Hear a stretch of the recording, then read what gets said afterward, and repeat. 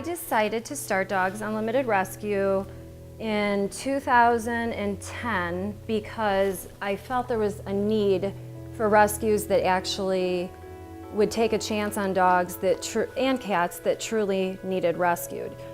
There's so many different scenarios with shelters where they have specific guidelines in which they will keep a dog or they will euthanize a dog simply because it's not 100% healthy.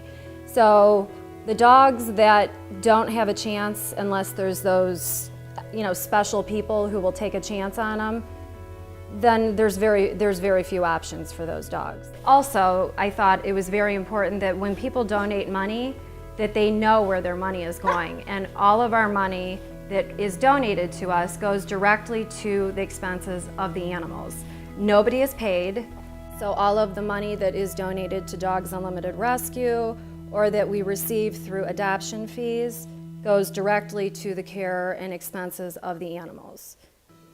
This rescue has been the third one that I've been a foster for, and I've put in lots of efforts in all of them, but the difference with Dogs Unlimited Rescue is that this rescue really truly focuses on the dogs. They really do. There's nothing that we won't fix, that we won't heal, that we won't take a challenge to. When there's a dog that you know is going to need a lot of care, we will somehow find the donations and the money to actually fix the dog and make it better. It's not about anything else but that dog. There's nothing that's too big that this rescue won't handle. And that's what makes this rescue very special. I've been rescuing now for only about 3 years, nonstop. And I do it because I believe in this particular rescue, and the right decisions are always made and the challenges are always accepted with any dog.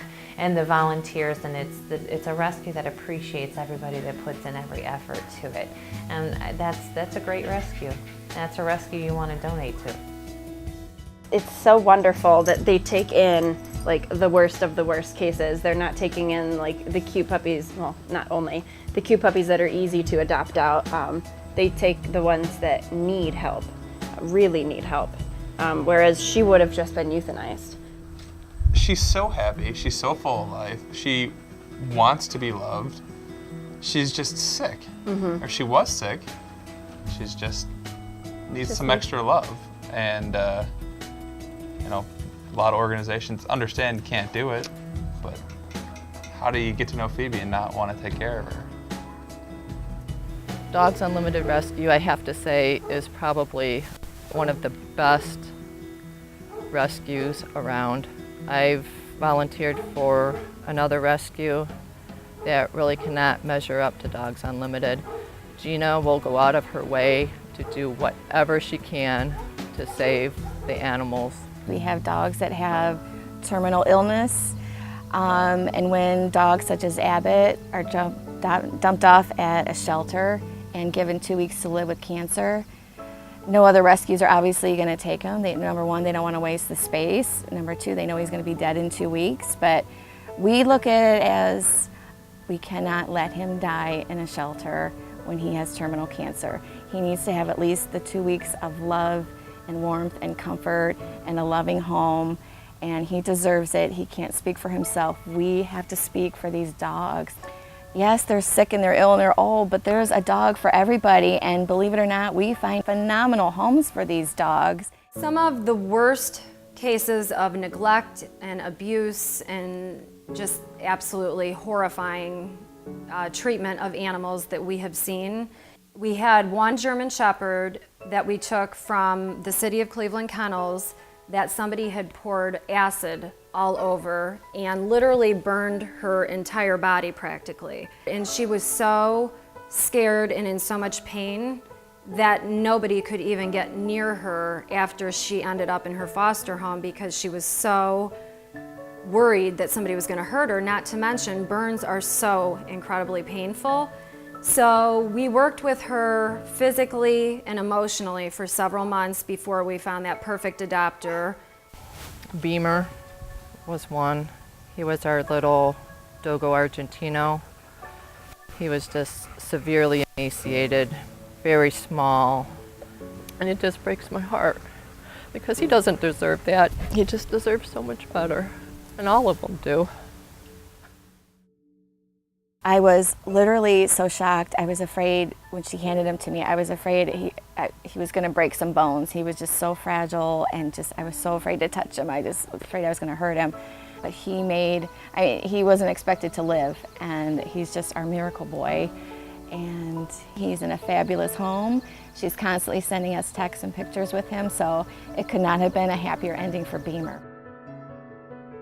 Another severe case, the dog's name, we ended up naming her Nadja.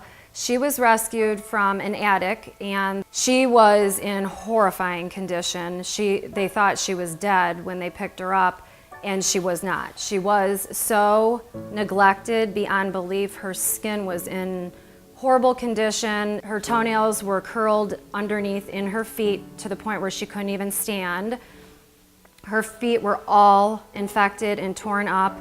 Her eyes, her ears were so infected. Her skin was so matted that they had to actually, put her under anesthesia to shave her body at the vet's office.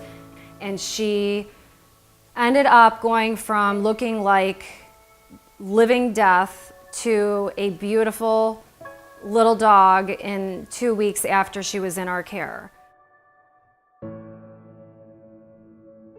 It's amazing to see these dogs, what they have gone through, the neglect, the abuse, but knowing that these dogs end up in these phenomenal homes where they literally go from rags to riches makes it all worthwhile and just makes us keep going. So we go over and beyond with our vetting. We are so thorough, and we have the best vets. Working with Dr. Mandel and Dr. West is a blessing, because if we didn't have them, we could not do what we do. So it truly is a team effort in so many ways. I mean, from our vets to our volunteers to our donors to our adopters, which last but not least, our adopters are crucial, because they're the ones that provide these wonderful, amazing animals that have went through God knows what, a forever home.